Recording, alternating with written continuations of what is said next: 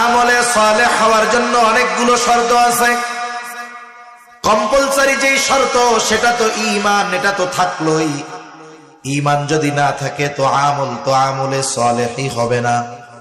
সাথে সাথে আরো কয়েকটা বিষয় যদি আমরা ঠিক রাখতে পারি, তাহলে আমার আপনার আমল যদি অল্প হয়, ছোট হয়, ওই অল্প আমলের জন্য বড় প্রতিদান যিনি দিবেন তিনি কে?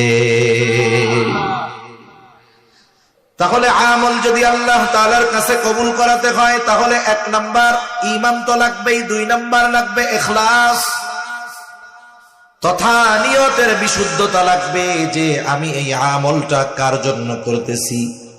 আমি নামাজ পড়তেছি কার জন্য? আমি হজ করতেছি হাজি হওয়ার জন্য নাকি আল্লাহর জন্য? আমি দান সাদকা করতেছি কার জন্য? আল্লাহর জন্য। এই বিষয়গুলো আগে ফিক্সড করতে হবে। মোট কথা হলো, আমার ছোট বড় সকল আমল আল্লাহ তাআলার জন্যই করতে হবে। ইখলাস বিষয়টা দেখা যায় না। ইখলাসের সম্পৃক্ততা হলো অন্তরের সাথে। কিসের সাথে? এজন্য আল্লাহ রাব্বুল আলামিনের কাছে ইখলাসওয়ালা ইবাদত বড় সুন্দর ইবাদত বলে পরিগণিত হয়। আল্লাহ তাআলা বেশি ইবাদত চান না, আল্লাহ রাব্বুল আলামিন সুন্দর ইবাদত চান। পবিত্র কোরআনুল কারীমের সূরাতুল মুলক আল্লাহ তাআলা বলেন, আল্লাযী খালাকাল মাউতা ওয়াল হায়াতা লিয়াবলুয়াকুম আইয়ুকুম আহসানু আমালা।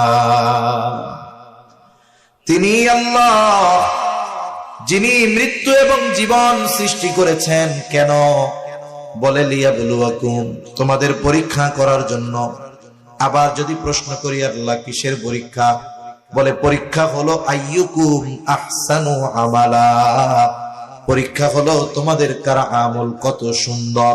তাহলে বলেন আল্লাহ তাআলা বেশি ইবাদত চায় নাকি সুন্দর ইবাদত চায়?